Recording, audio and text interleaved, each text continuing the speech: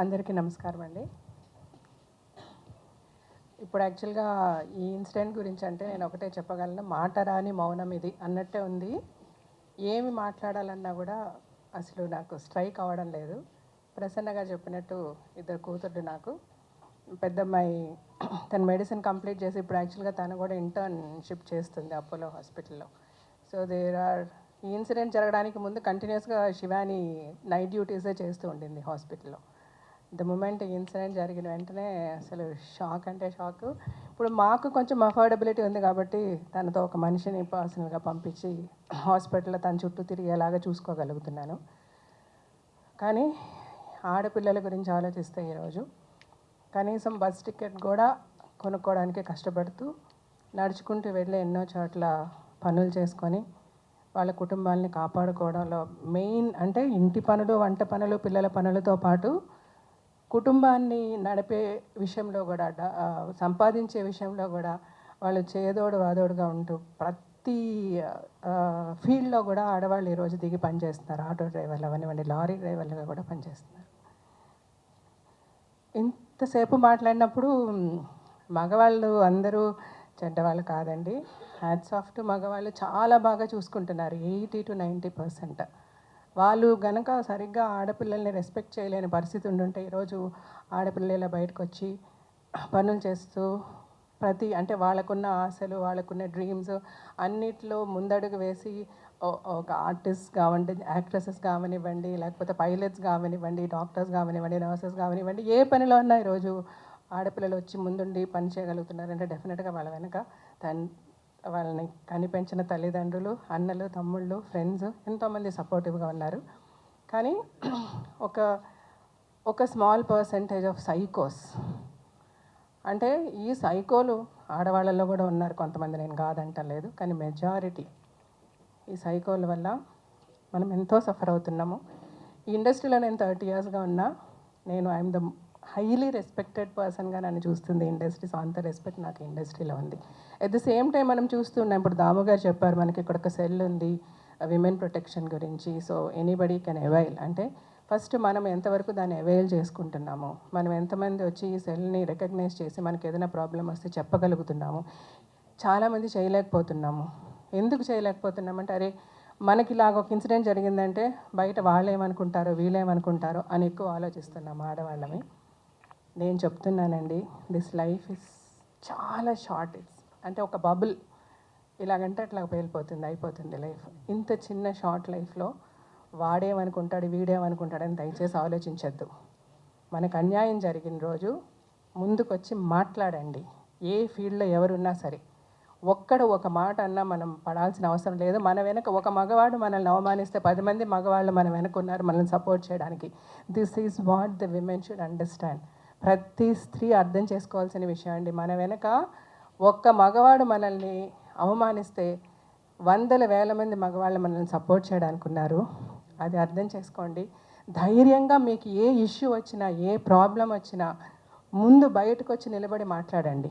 అంటే డెఫినెట్గా ఒక ఇష్యూ జరుగుతున్నప్పుడు మనకి ముందే తెలుస్తూ ఉంటుంది, మనం స్మెల్ చేయగలం. ఈ చుట్టుపక్కల మన చుట్టూ ఉన్న వాళ్ళు ఎలా ఉన్నారు, ఈ చుట్టుపక్కల వీళ్ళ బిహేవియర్ ఎలా ఉంది, వీడు సరిలేడే, ఈ వ్యక్తి బిహేవియర్ కరెక్ట్గా లేదు, ఇతని వల్ల మనకి ఈరోజు కాకపోతే రేపని ఏదైనా ప్రాబ్లం ఉంది అంటే ఇమీడియట్గా ఒకేసారి ఎవరో వచ్చేసి అటాక్ చేయరు. ఒకడు యాసిడ్ పోసాడన్నా, లేకపోతే ఇంకొకటి వచ్చి నరికేశాడన్నా, ప్రేమించిన అమ్మాయి నేను ప్రేమించలేదని చెప్పలేదంటే ఇంట్లో వచ్చి అటాక్ చేశాడన్నా, ఏది జరిగినా, ఏ ఇన్సిడెంట్ మనం చదువుతున్నా డెఫినెట్గా దానికి ముందు కొన్ని రోజులుగా ఏదో ఒకటి జరిగి ఉంటుంది.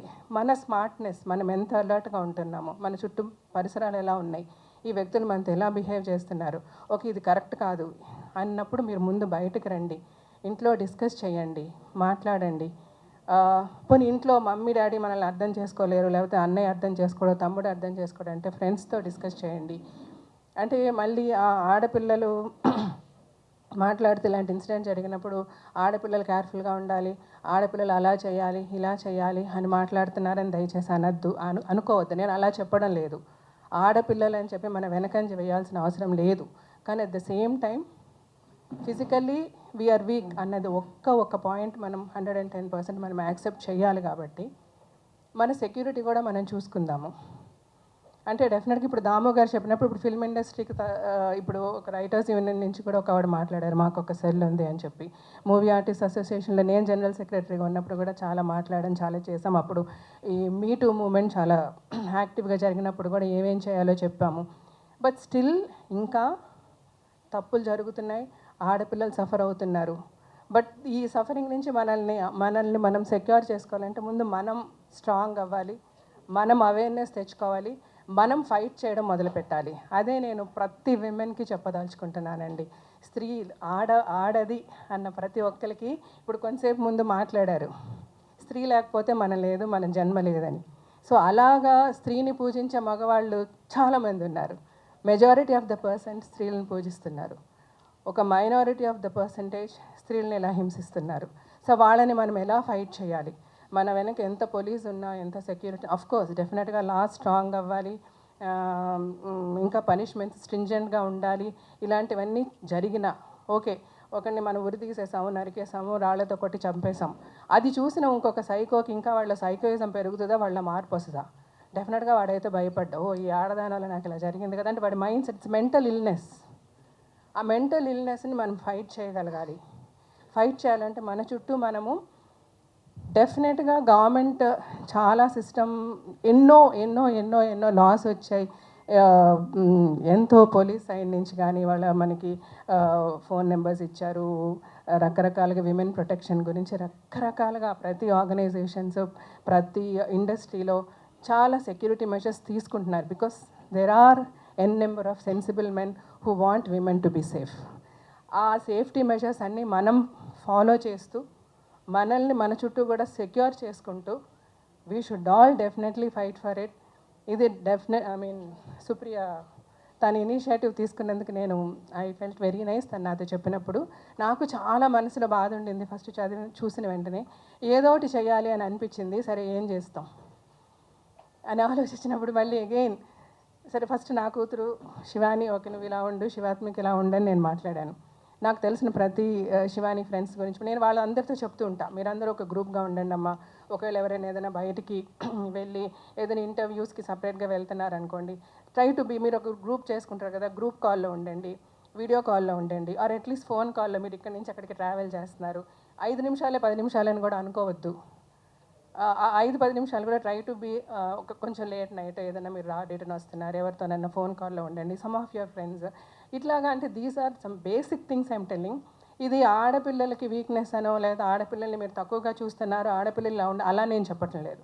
ఆడపిల్ల బయటికి రావాలి. మనకి పురాణ కథలు వింటే కూడా కాళీమాత గురించి చదివాము, లేకపోతే వారాహి మాత గురించి చదువుతున్నాము, రాక్షసుల్ని చంపిన ఎంతోమంది దేవుళ్ళని మనం చూస్తాము. అప్పటి నుంచి మనల్ని ఎడ్యుకేట్ చేస్తూనే ఉన్నారు.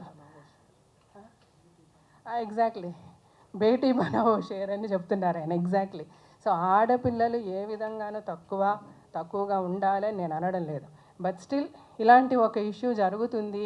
ఇప్పుడు మన అభయాకి జరిగినట్టు, లేకపోతే అంతకుముందు దిశ, లేకపోతే అంత నిర్భయ, ఇలాంటి ఇన్సిడెంట్స్ మనం జరుగుతున్నాయి, మన కళ్ళారా మనం చూస్తున్నాము. చిన్న చిన్న పిల్లలు, 6 ఏళ్ల పిల్లల, 6 నెలల పిల్లల అని కూడా చూడకుండా జరుగుతున్నాయంటే, సో దీస్ ఆర్ యానిమల్స్. అంటే ఒక అడవిలో పులులు సింహాల్లాగా వీళ్ళు, అంటే మనుషుల్లాగా ఒక ముసుగులో ఉన్న సైకోస్ వాళ్ళే చేస్తున్నారు ఇలాంటివి. సో అలాంటి వాళ్ళకి మనము మన చుట్టూ ఒక స్త్రీ వెనక ఒక 10 మంది పోలీసులు పెట్టి నడిపించినా కూడా ఏదో ఒక సెకండ్ అప్రమత్తంగా ఉన్నప్పుడు ఈ పులి వచ్చి అటాక్ చేసే అవకాశం ఉంది. అడవిలో మనం యాక్చువల్గా సేఫ్, ఎందుకంటే అడవిలో జంతువులకి ఫామ్స్ ఉంటాయి. సింహం అంటే ఇలాగా, పులి అంటే ఇలాగా, దీని నుంచి మనం కేర్ఫుల్గా ఉండాలి. అరే ఇది కుందేలు ఈ షేప్లో ఉంది, దీన్ని మనం హ్యాపీగా ఉండొచ్చు అని అనుకుంటాం. కానీ ఇట్స్ సో అన్ఫార్చునేట్, మన సొసైటీలో మనుషులందరూ ఒకటే. ఇందులో ఏది సింహం, ఏది పులి, ఏది మేక, ఏది కుందేలు మనం ఐడెంటిఫై చేయలేము. మనకి మనం సేఫ్ అవ్వాల్సింది ఈ పులులు సింహాల దగ్గర నుంచే. So as a mother of 2 daughters, as a women, నిజంగా ప్రతి క్షణం అమ్మాయికి జరిగింది ఆలోచించుకున్నప్పుడు అరే గట్టిగా ఉన్న పట్టుకొని ఇట్లా లాగితే కూడా మనకు అంత నొప్పేస్తుంది. What that girl would have faced అన్నది none of us can think. కానీ మై హంబుల్ రిక్వెస్ట్, అందరూ try to make yourself safe, protect yourself. గవర్నమెంట్స్కి కానీ ఇప్పుడు మా ఫిల్మ్ ఇండస్ట్రీతో కూడా అందరికీ నేను మా హంబుల్ రిక్వెస్ట్, మీరు అందరూ చాలా మర్యాదగా, చాలా ప్రతిసారి ఏ ఇష్యూ వచ్చినా చాలా, ఇప్పుడు రీసెంట్గా మలయాళం ఇండస్ట్రీ గురించి చదువుతున్నాం. అది చాలా సో అన్ఫార్చునేట్. అది చదివినప్పుడు నేను చాలా బాధపడ్డా. సో బేసికల్గా ఇలాంటివి జరగకుండా మనల్ని మనం సేఫ్గార్డ్ చేసుకుందాం. చుట్టూ ఉన్న ప్రతి ఒక్కరికి నేను ఒకటే, including the prime minister of India, the chief minister of Telangana, Andhra Pradesh, అందరికీ చేతులు జోడించి నమస్కరించేది, ప్లీజ్ డూ సంథింగ్. మీరు చాలా చేస్తున్నారు. ఎక్కడన్నా అంటే కొన్ని చోట్ల మనం వింటుంటాం, ఊళ్ళల్లో వాటిల్లో జస్టిస్ ఎంత అంటే, నేను బతుకు జట్కా బండి అనే ప్రోగ్రామ్ చేసినప్పుడు ఎన్నో ఇన్సిడెంట్స్ నేను ఫేస్ చేశాను. అక్కడ పోలీస్ చేయాల్సిన పని పోలీస్ చేశారా లేదా, లేకపోతే ఆ గ్రామ పెద్దలు చేయాల్సిన పనులు చేశారా లేదా అన్నది మనం వింటే చాలా బాధ కలుగుతుంది. అలాంటి వాళ్ళ డ్యూటీస్ని విస్మరించే వాళ్ళ మీద మీరు స్ట్రాంగ్ ఫుట్ తీసుకొని సీఎంలు అవ్వచ్చు, పిఎంలు అవ్వచ్చు. Please safeguard women, and the women, please take care, save yourself. Thank you.